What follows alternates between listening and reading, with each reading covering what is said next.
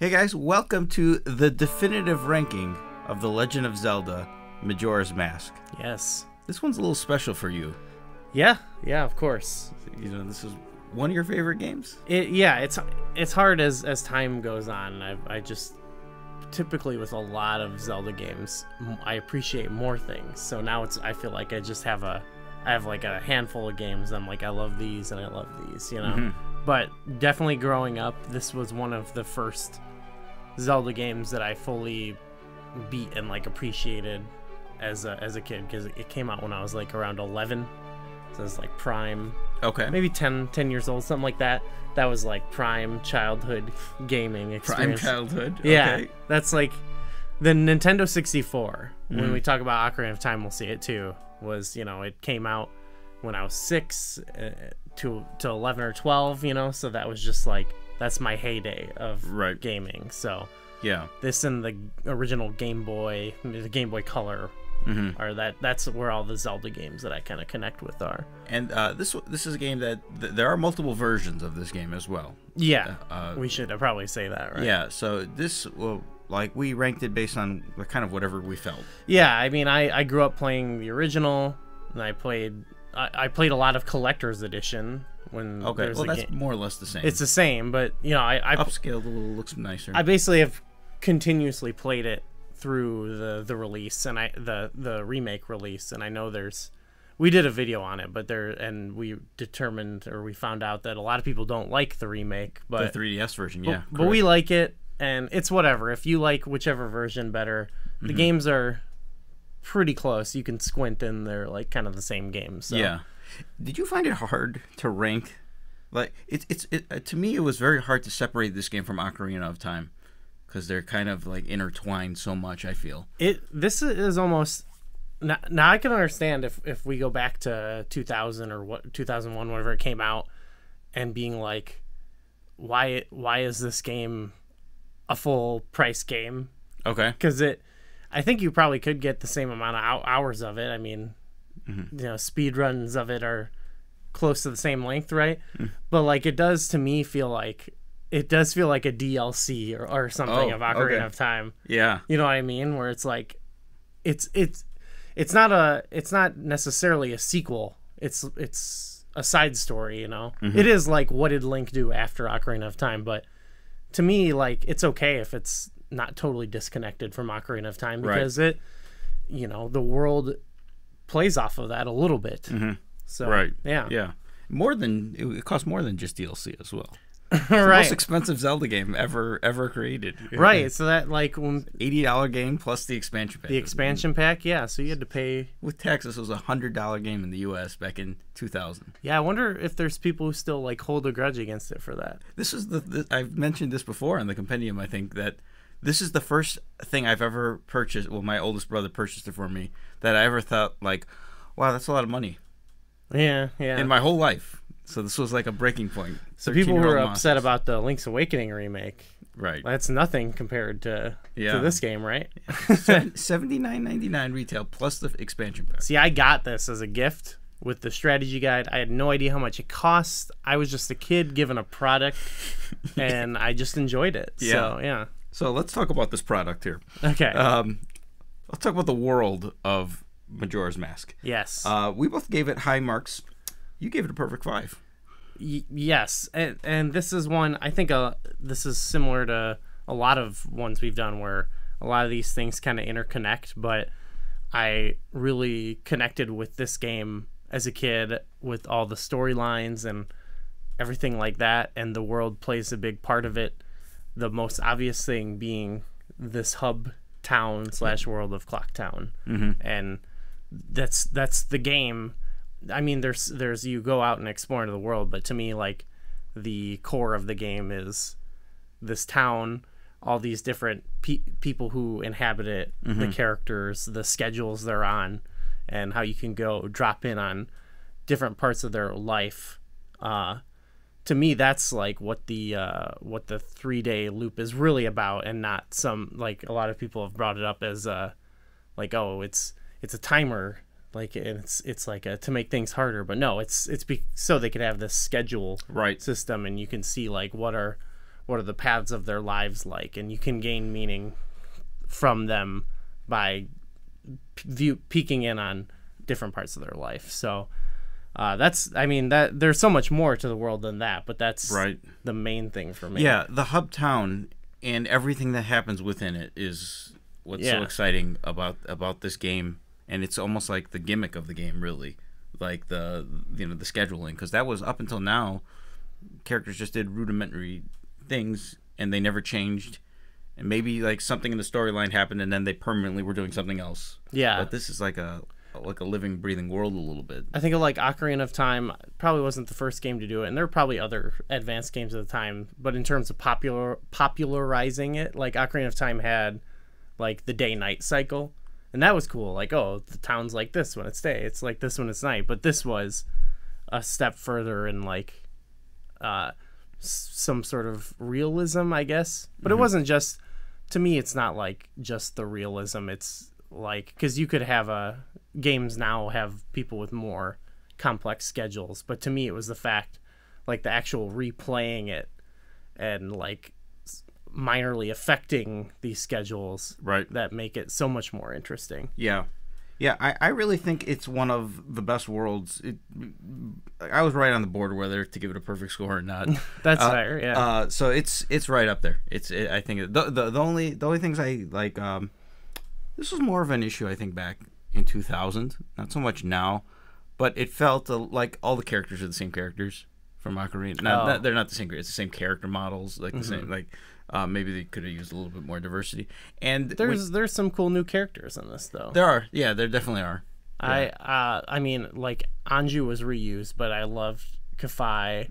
That that storyline, obviously. But this gave us Tingle. Yes. Yeah.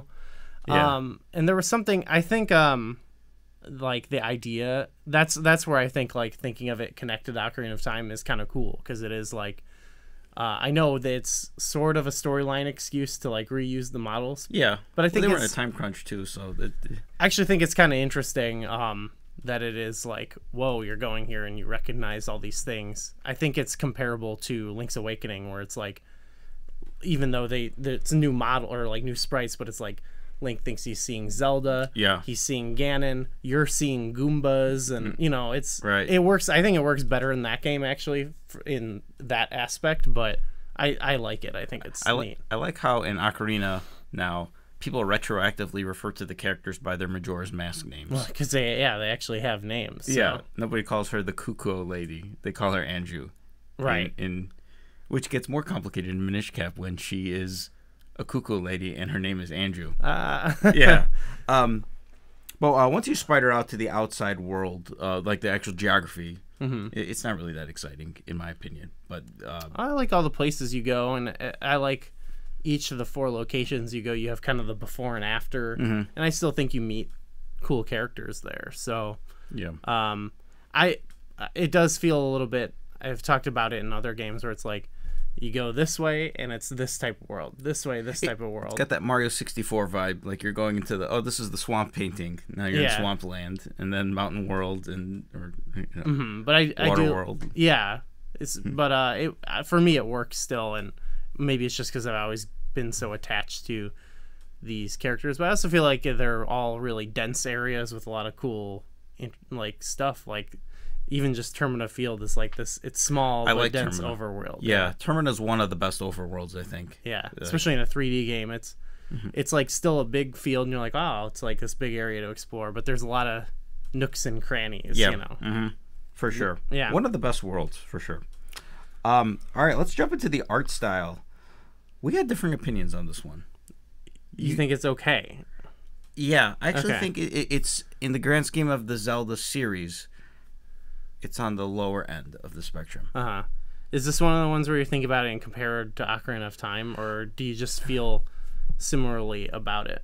No, very similarly actually. Okay, that's so I did a guest spot on this the Player Power podcast with our pal Corey Richmond, and we ranked the art styles, and I actually put a bunch of Zelda games above it. And so I understand that, because I feel like they've gone more stylized since Ocarina of Time and Majora's Mask. But then when I was like looking back at it and playing this, I feel like they reused like the concept of Ocarina of Time, which for me is it's kind of nostalgic, so it plays to me. But then they added a lot of like unique kind of designs, and like there's a lot of like cool colors, and it's very stark contrast colors, like a lot of purple and gold and stuff like that. Right. Just the I think of and some of the designs of like Majora's Mask and some of the unique enemies. So it like part of it was like it boosted some of the Ocarina of Time nostalgia into this more crazier aesthetic so I ended up like retroactively compared to when I ranked it before giving it high marks. But I think I usually give a lot of Zelda art styles pretty high marks. So okay, except for ones I don't really like that much. So okay, Twilight Princess.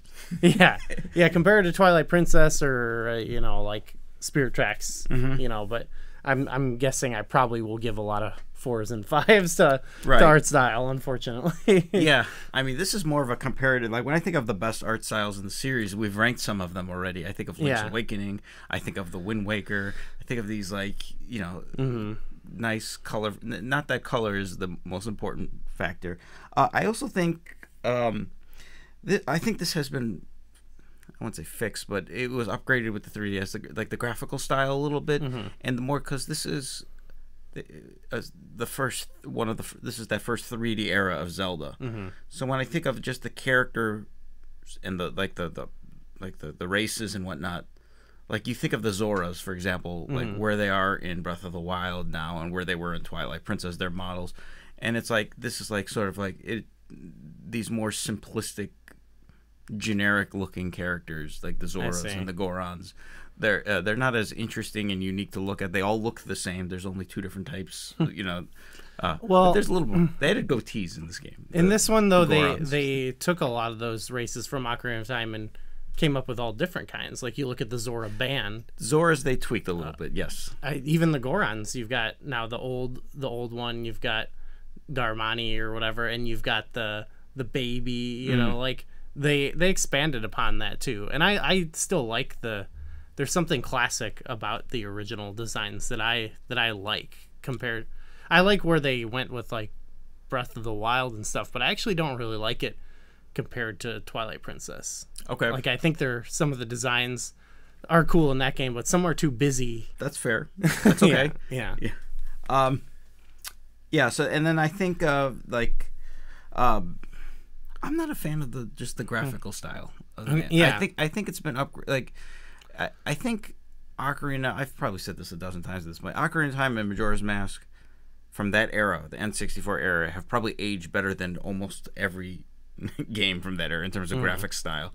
But it still feels like a game from 20 years ago. Those early 3D games don't hold up as well, in my opinion. Yeah. 3DS versions have corrected that, have upgraded them.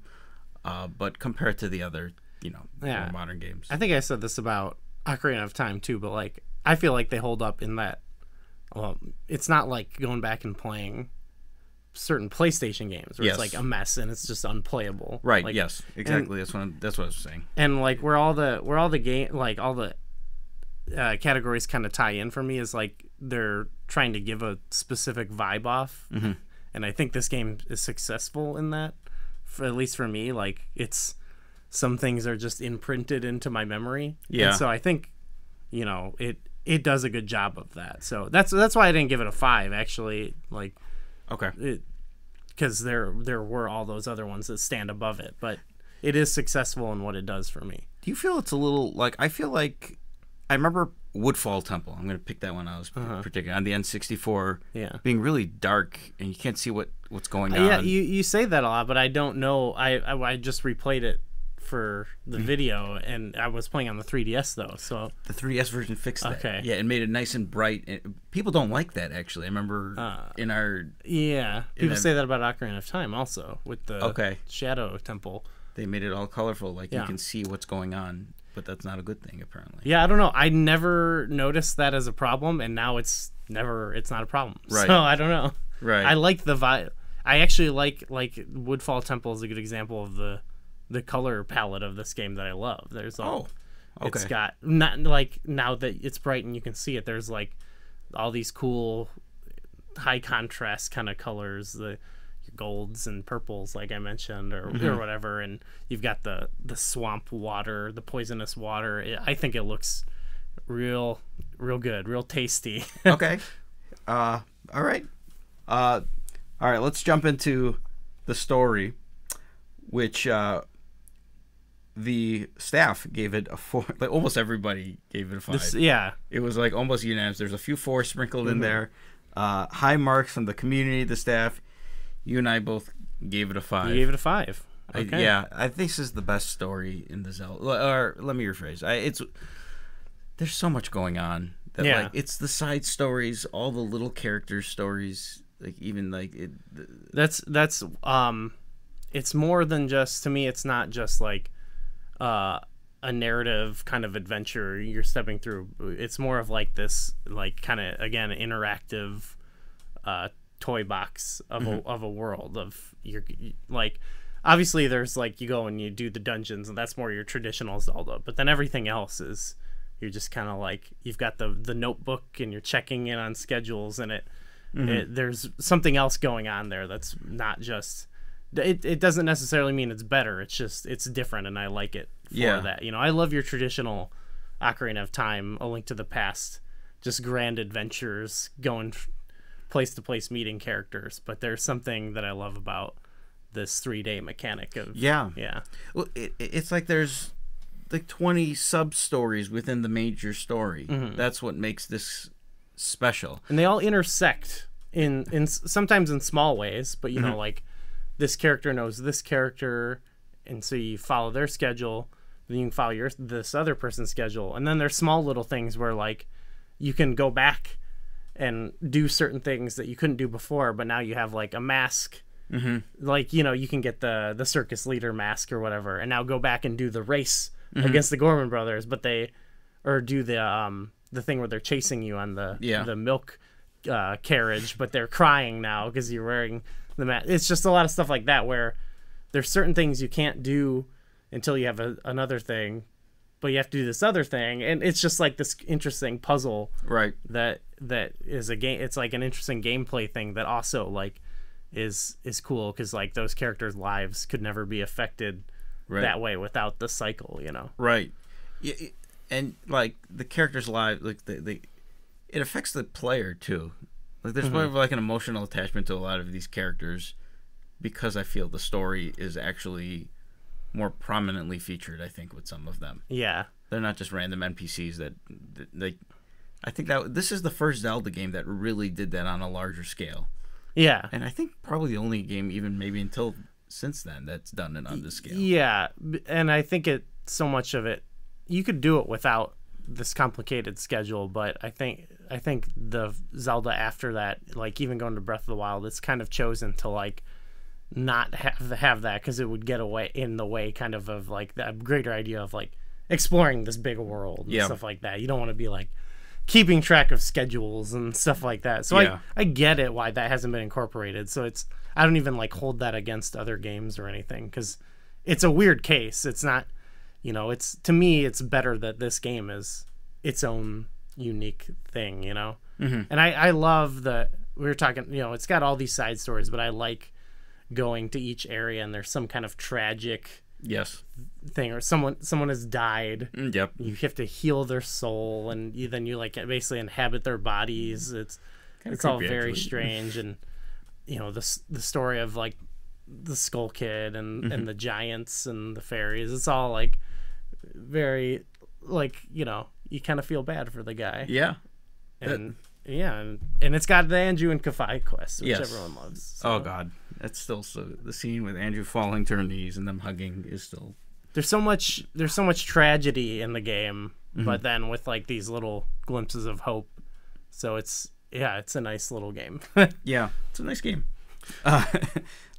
So feeding into the pacing and progression of the game, I give this one a 3. Yeah, so this was the hardest one for me, because when I thought like pacing and progression, I'm usually thinking of in terms of a traditional Zelda game. Yeah. And this isn't that at all. Like you can play straight through the main quest and it's way different than if you did whatever quests, and you wouldn't.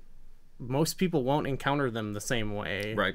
Or you can do a whole bunch of side questing in a one chunk, or not. You know, it's.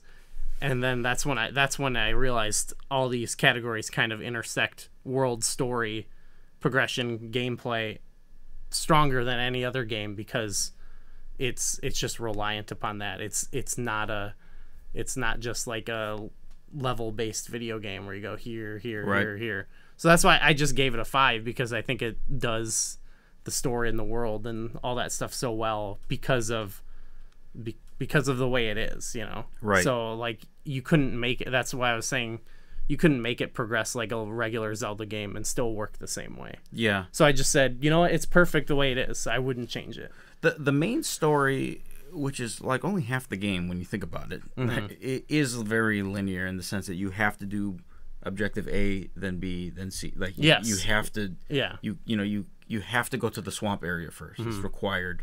You can't go to Snowhead because it's blocked off by an icicle. You need the dungeon item. You can't get to Great Bay because you need Epona, which you can't get to.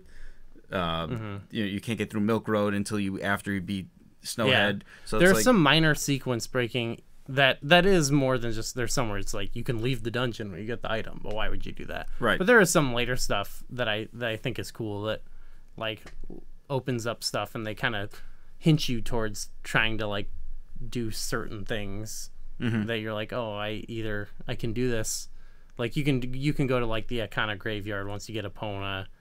And start doing that stuff there, right? Stuff like that. You need the hook shot to get to progress further, but no, you can go to the graveyard part without it. Yes. Yeah. You can't get up to the. I got you. Yeah. So yeah, and then the hook shot you don't even get in the dungeon, so it's like you then need the ice arrows. But like it is cool. Like it has some of that Zelda, like go explore certain parts, but it does like there's only the 4 dungeons, so.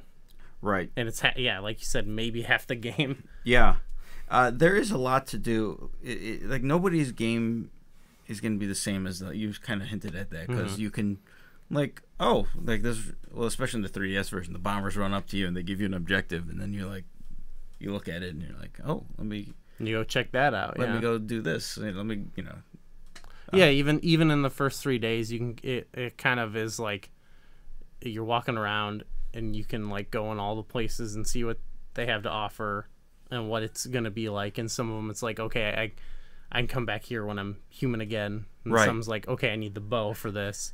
There's actually not a lot you can do before the swamp. Like even after you become regular Link, but the game does, like, you don't know that as the first time playing. Yeah. So you want to go to these places. You're talking to the mayor. You're talking to Anju. You're talking. You're doing all these things that you clearly don't have the thing, but you're gathering that data for later on. It stands to me in contrast to the last game we covered, where you have that big town in Minish Cap, and I'm just going to the entrances of doors, and it's going, come back here later. You can't come here. I'm like, okay, when can I come here?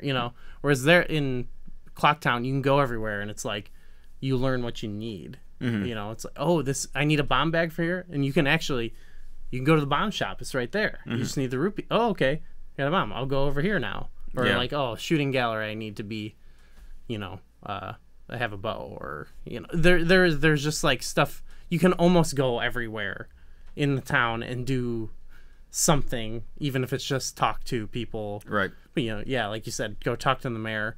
Go get Kafai's mask. You can read his diary right there. Like right away you can start learning about the world. Right. So even though it's like a big gap, normally I would be like, oh, there's such a big gap before a dungeon, but it's just they're so interesting what's happening. I think. Right. And stuff just happens like out of order that you don't expect. Like, why is this random Goron entering town trying to get a hotel room? Like, and it's like, oh, it's just that specific time of day. Like, so that, that's.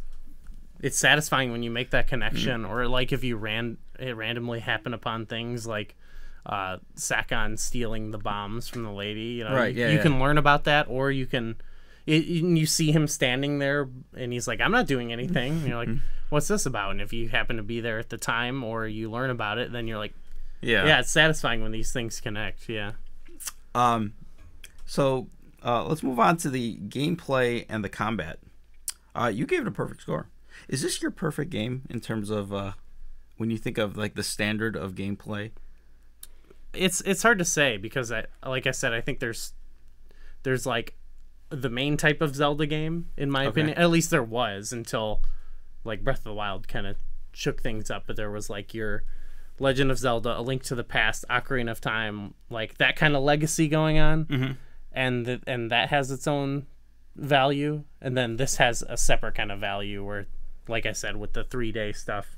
But I just love, I love the classic gameplay of the Ocarina of Time, Majora's Mask stuff. I'm sure some people will say like the later games got better, but this is my era. And I think the big, apart from the 3-day cycle, which was, again, that's tied to everything, in terms of the more traditional video game gameplay, the thing for me is like all the transformations, all the masks. So it has that Ocarina of Time stuff I love, but then now you have all these different types of combat and different ways of solving puzzles, and I love it. Like especially in like when you get to some of the later dungeons, and it's like, oh, okay, I can solve this if I put on the Deku mask and hop over here, and then I can get in the water and swim as the Zora.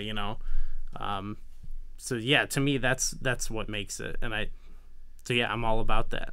Yeah. I'm with you completely. I think the Ocarina gameplay was this just improved upon it. And I played on the 3DS version and the new 3DS in particular. I know some people, some Jamies out there don't like the camera, but now you got the little nub stick stick. You can rotate the camera at all times. Yeah, I don't have an issue with the camera. Okay. I'm just it's so ingrained in me that I don't know. Okay.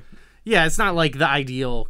Like the best combat is probably Breath of the Wild or whatever, like the best feel, but I'm just saying, I don't know, to me it clicks with me. Then I love the 3-day cycle gameplay. I give it a 4, not quite the perfect, only because maybe I'm nitpicking. I'm probably nitpicking a little bit. I don't in the first quarter of the game or whatever, I don't like playing as Deku Link. I used to feel that way. He's got that Wolf Link kind of vibe. Okay. Like it's like you're either you need a Deku flower to do anything, or you're spitting bubbles. Like he doesn't have the arsenal. Something about it's satisfying me. I love the flower. I love floating around. It's no paraglider or anything, but I love the sound effect it makes when you go in and when you pop out and fly, and then like I love like that mission of flying above the Deku Palace and shooting the guys. Okay. Like I don't know why I love the timing of blowing up the bubble and spitting it. I used to not feel that way. I used to feel like a little bit like upon replay being like, oh, I got to be the Deku, like you have to, Yeah. But I always liked the story aspect of it, but I was always like a little bit like, I just want to be a regular Link. But yeah. I don't know. It's growing on me. It's not awful. No, yeah. It's like 4 out of 5, kind of. It's not the best. It's not perfect, but to me, it does. It's so successful in its goal, so I love it. and that kind of carries over to the items and abilities are like one of the highlights of this, because there's so much, like you were saying, the diversity. Because you're basically playing as 4 different characters. Yeah. So you have. And each of them have, distinctive abilities. Yeah. Like, I love just rolling around Termina with the Goron mask. Yeah. Just like... It's very satisfying, yeah. You're just going in circles and going through bushes and getting rupees. And, so there's a lot of, like diversity in gameplay. And then you attach that with the various masks. Most of the masks don't necessarily affect the gameplay necessarily, but some of them do. Some of them let you do minor things, like you got the blast mask or whatever. Yeah. You hold your shield and use the blast mask, and you don't take damage. How does that make sense logically? The mask is here, your shield is here. Shield means no damage. Somebody try that in. Actually, no, do not try that. Don't try that at home. No. Oh my gosh. Yeah, please. Okay. Yeah, and I love all. Get shut down here. There's all these like little things you can do with them, So there, and that'll maybe go more into the side stuff. But there's a lot of cool side stuff with the masks, I think. But yeah, and then each one like gets its own dungeon too. You know, like there's the major transformation. Yeah, like you basically like you'll switch, especially some of the later ones. But I like that you're mostly want to be the Deku Link and the Woodfall and so on. So and then in Stone Tower, it's you got to use all of them. So yeah, I love it, and I like actually that you get all this cool stuff, and then the dungeons they just give you bow stuff. Okay. So it's more, I don't know. For me, it's like the bow. It's just like another key, like basically like in Snow Peak. It's like you need the fire arrows to melt some ice, but really, it's the gameplay is so much more focused on the puzzle of the tower and being a Goron and stuff like that. So to me, they feel very focused. But that ties more into dungeons. So let's talk about the dungeons. Whoa, wait a minute. Wait a minute. That's not a typo. That's not a typo. This is strange. I didn't notice this before. I gave it a 1. Bad. Yeah. This is insane. Do I need to explain myself? I think you should go first. Yeah. Okay. Okay. 1, nitpicky. Quantity, they're just not there. Okay, there's only a few of them. That's why for me it's a 4 and not a 5. Oh, okay. Now this is one of those ones where I attach it to Ocarina of Time. I think Ocarina of Time might have the best dungeons in the entire Zelda series. Okay. It's like that is what like part of what that game is. Some of the most memorable places. None of that carries over to Majora's Mask. Oh. I think we were talking about this when we were doing our dungeon feature back in the day. And we were talking about the worst dungeons in the entire Zelda series. And I said number 1 on my list is the Great Bay Temple. I think it's awful. I don't like it at all. I get, as a kid, this was the point of the game where I got to Great Bay Temple. This is 13-year-old Mossies. And I couldn't figure out what to do. And I stopped playing. It was too hard for you. It was too hard for me, yes. Maybe that's what it was. Okay, I see what's happening here. I stopped playing this game for about 6 months. Like after I got it, it actually restarted a game and got back to Great Bay Temple and then stopped playing again because wow. I don't like that dungeon. I think it's the worst dungeon in the entire Zelda series actually. Okay, keep going. Then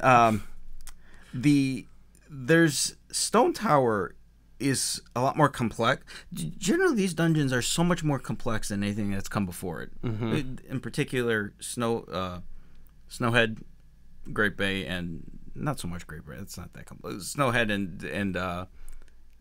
and Stone Tower are complex, and I felt that the Stone Tower Temple, especially, maybe I was just a bad player as a kid, was another hurdle where I didn't know what to do, and this was the first time in Zelda where I had to resort to just using a guide step by step to beat the dungeon. This is 13-year-old Mossies playing, and one of the inspirations for Zelda Dungeon actually. Like, maybe I could write something better. Oh, okay. But no, I don't like the dungeons, and there's just not many of them. And 2 of them give me this is like a sour taste in my mouth. I love Snowhead though. Snowhead's a good dungeon. Okay. But this is more because dungeons are such an important factor to me in the Zelda series. Like some of the games that. Even the games I don't like Twilight Princess, for example, I love those dungeons. And there's so many of them, and they're all thematic. And this one definitely has some thematic dungeons. But they're all thematic. Yeah. Yeah. So I don't like Woodfall. I'm not a big fan at all. And this has more to say what I feel about dungeons in the overarching Zelda series. I'm like, okay. I'm trying to think, what game does Majora's Mask have better dungeons than? And I don't know.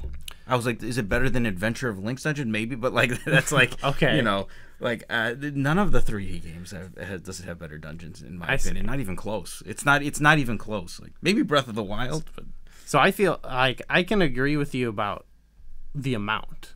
Okay. Like I love dungeons, so I wish there were more. But like I gave it a 4, and I would have gone 5, but because these are actually. It's my favorite set of 3D dungeons. Really? I think these are like peak 3D dungeons. Okay. They have So they have, you said memorable. To me, they all have these big memorable features to them that you would expect from Ocarina of Time, but then like in Twilight Princess, where it's like this big gimmick that you remember, but they're also complex in a way that like the classic like A Link to the Past or Link's Awakening Oracle dungeons are, but not because of like finding keys or like, you know, oh, where do I spend the key at? You know, it's because it requires the 3D layout of the specific gimmick and memorize, similar to the water temple of memorizing. Now that I've done this, it's affected this part of the dungeon, and they are like these complex like puzzles, and to me they're all memorable and complex. So other than Woodfall, to me, which I think is more like, it's kind of traditional. It's like the Twilight Princess Forest Temple, where it's like it's kind of basic, but it's a little bit more. It's not like an intro dungeon, you know. Yeah, there is some backtracking, like going to different places if you're trying to get all the fairies in particular. Yeah, which is another factor of this I love, is that like Stone Tower Temple, you flip it once, but if you want to get the fairies, you flip it a bunch of times. I think you have to flip it 3 times to get all the fairies. So each dungeon has like a hard mode, basically. Yeah. But yeah, I give up on the fairies after Snowhead because they're. I love the pillar, you know, gimmick of the pillars are fantastic. The Snowhead is the that one shines. And you have to memorize where the levels connect and stuff like that. It's a very intricate puzzle. I like Great Bay, and you go to the different parts and you gotta turn on the thing and you see the water flowing and you gotta get it back and then turn the one on, reverse the water flow. It has that. And then I actually like, everyone loves Stone Tower Temple. I like it a little bit less because to me it is each individual room with the puzzles are fun, but it is a little bit like you kind of go through a loop, then you flip it and kind of go through a loop, but it's just so big and memorable, and it is still pretty complicated. And then the fairies make it crazy complicated. So to me, all it needs is just some more to fill it out. Like, I think if I compared them to most dungeons in Ocarina of Time, I'd probably like it more. Really?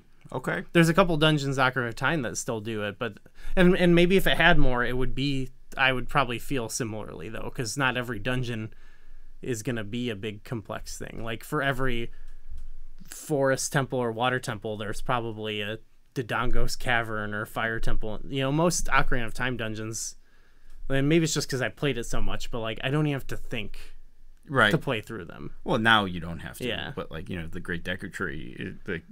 Yeah, I'm thinking about the puzzles is really cool. And I'm not trying to take it away from it or anything, but so yeah, I don't know.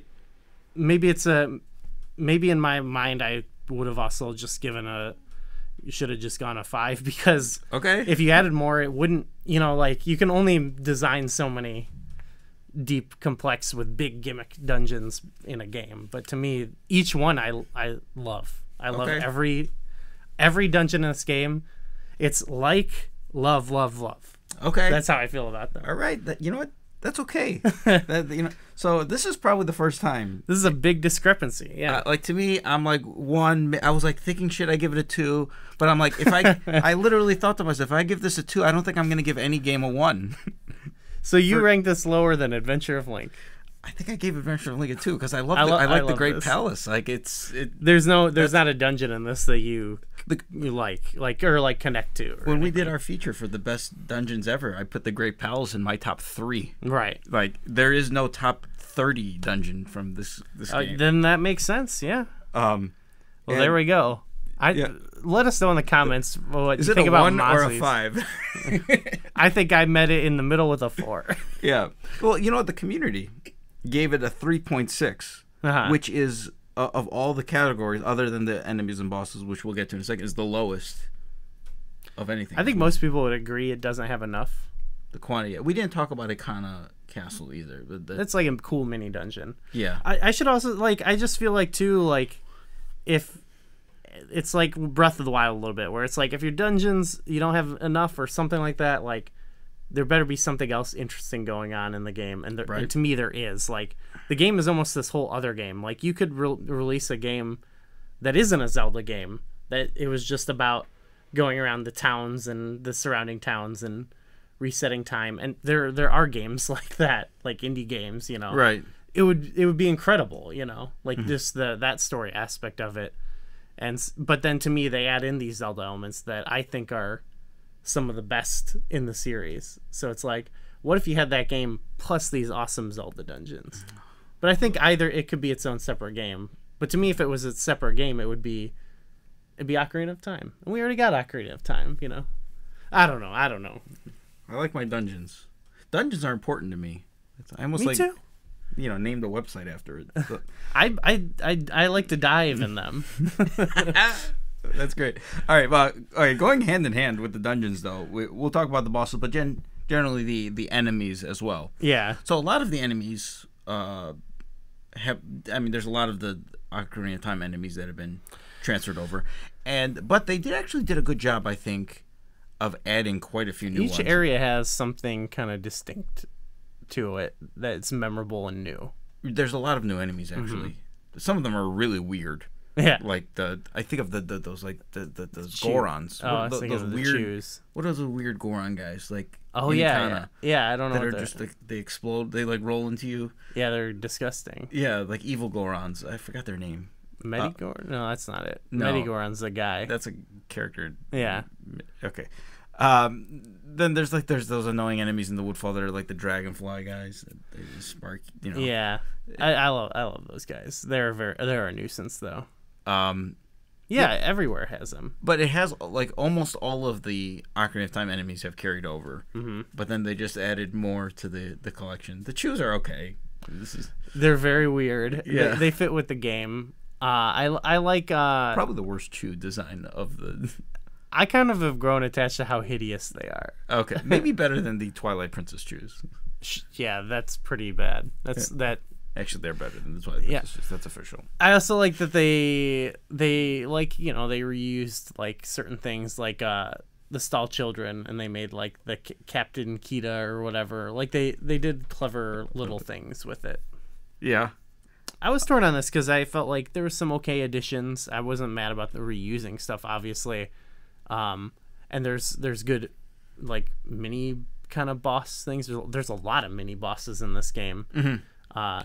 Even when you take out the Wizrobe reappearances, like this is man. It's not because the Wizrobe battles are not that annoying. Let's be clear. I like fighting Wizrobe. I think if you just took out a couple and had him, there's too many times reoccur. Like he doesn't need to be in a dungeon more than once. Yeah. It's not quite like the imprisoned level. Not even close. Let me be clear. But like, because I don't even really find that fight fun.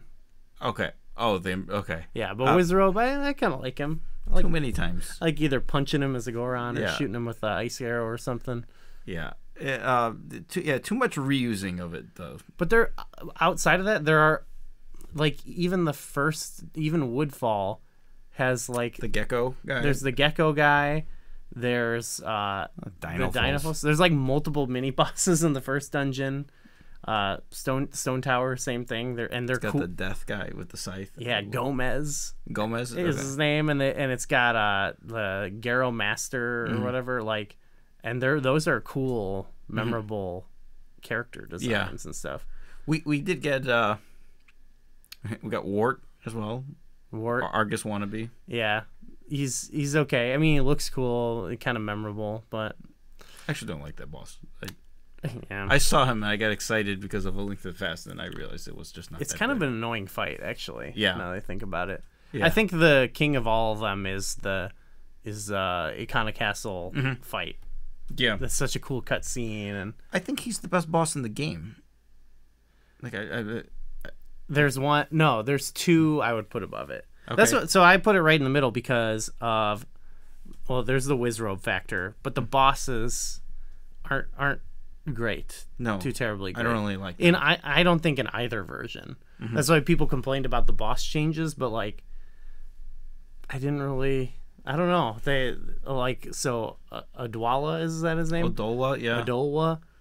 Who is he though? Why is he there? Like, what's his story? Is there a story? They say what you get his remains. I can't remember like what it is, but you gotta awaken the giants. Okay. Or something, you know, I don't know, you gotta play that song. And with the remains. You have to have the remains or something. Don't understand the lore there. But not a good fight in either, in my opinion. People complain they made him easy.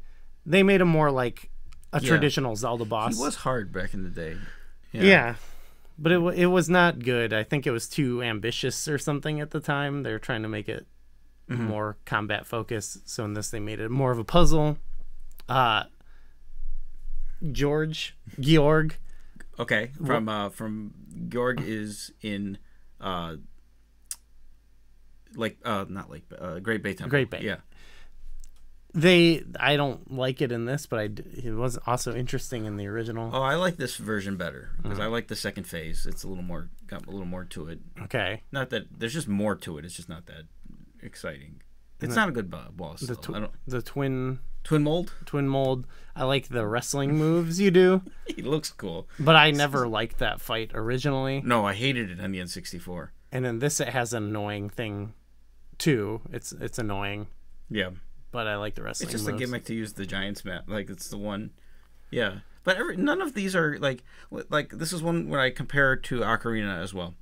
Where not that the Ocarina bosses, and they're not all great. Especially we'll get to that when we get to that one. But like some of those characters there's like story elements to them. Okay. Like Volvagia is a good one. Like he's like you get the baby in Hyrule Market. And... Baby Volvagia from the manga.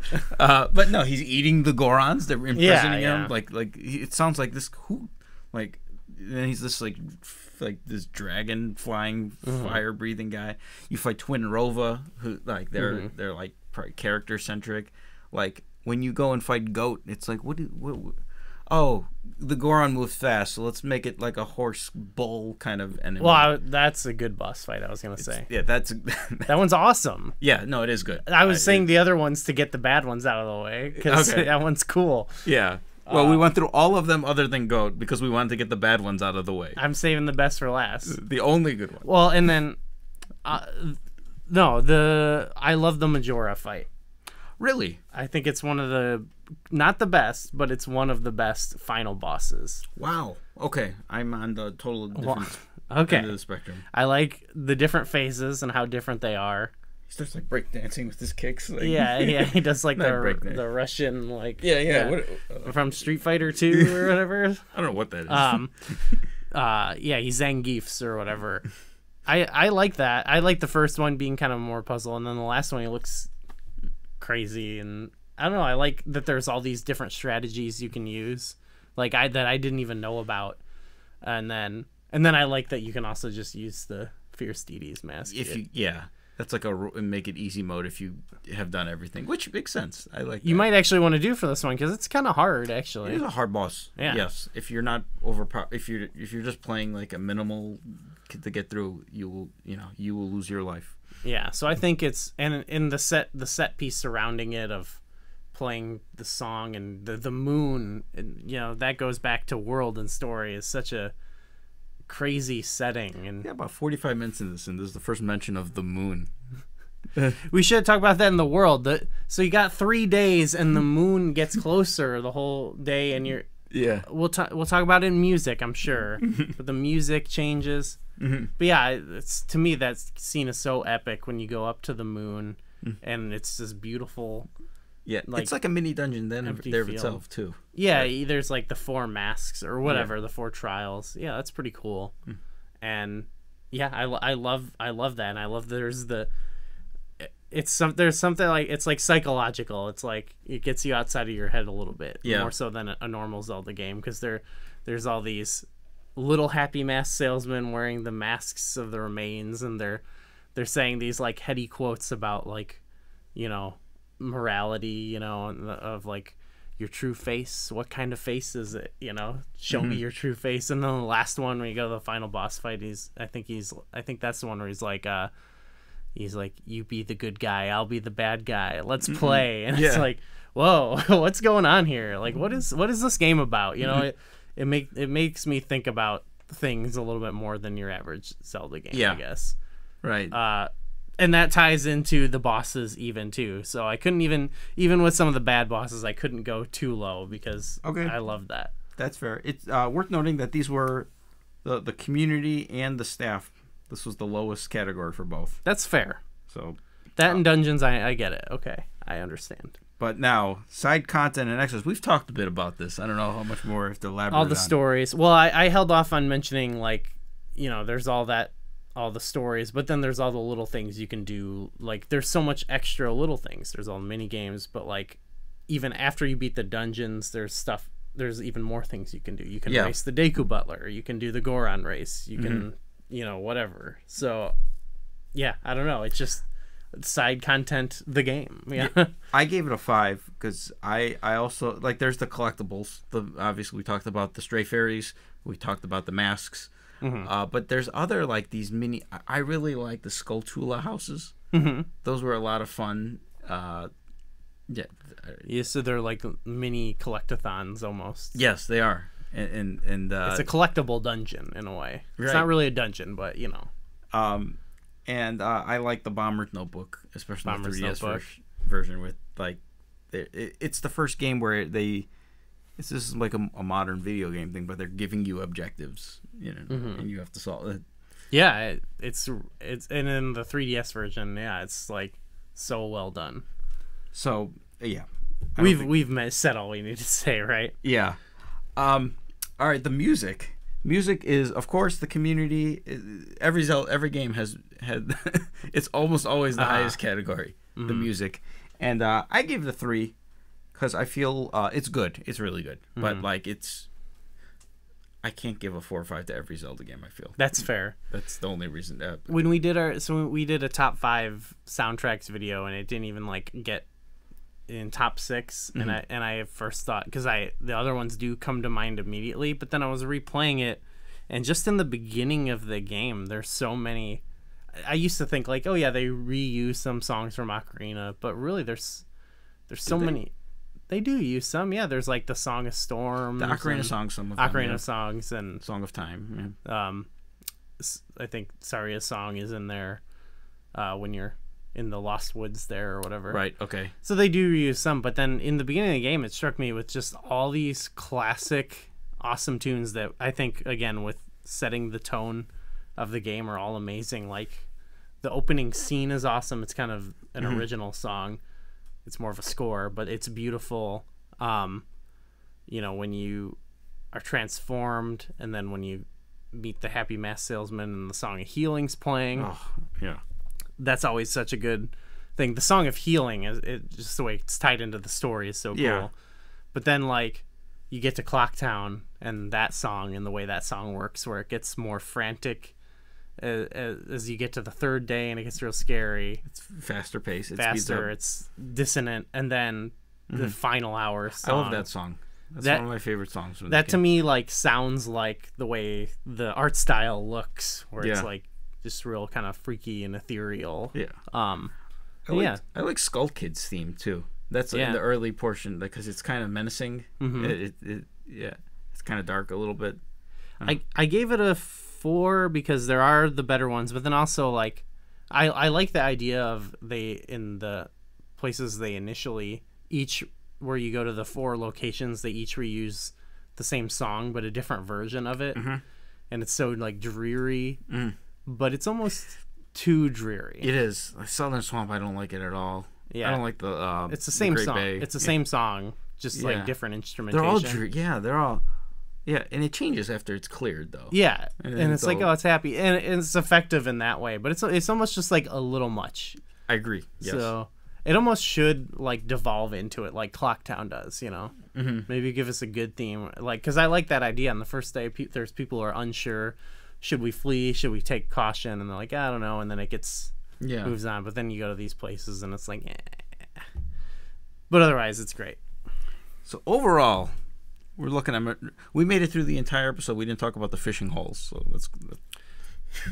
Not even a factor, I think. Yeah, you know, I think there's a lot. Two. There's probably a lot of stuff we probably didn't even talk about because there's so much. We didn't talk about my least favorite part of this game either, which is the entire section of the pirate fortress.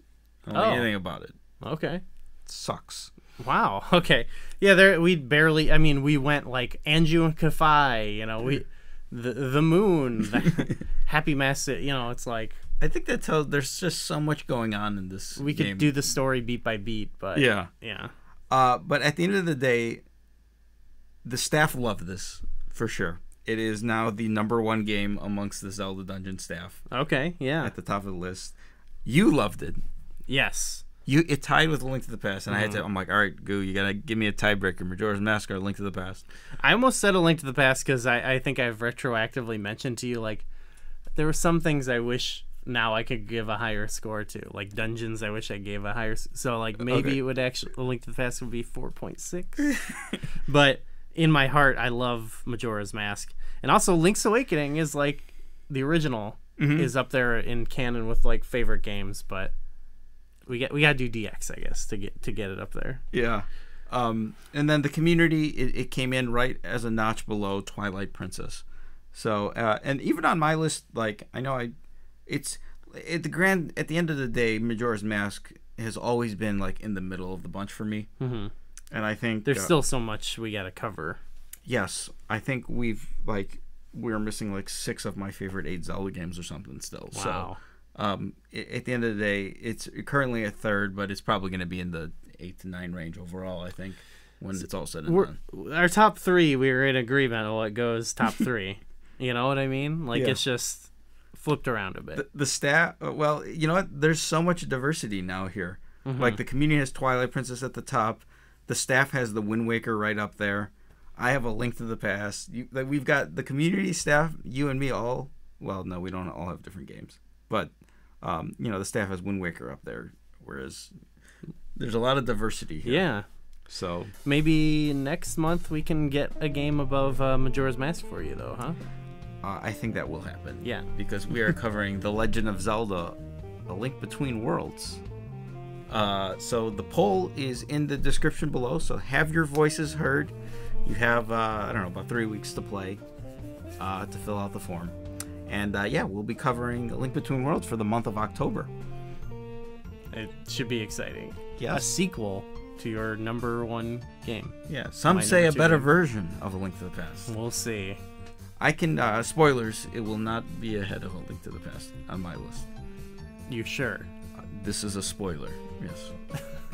I'm curious to see what the community, how it compares. These are like there's a lot of these like yin and yang kind of Zelda games that go hand in hand, and we've purposely separated a lot of these in our ranking.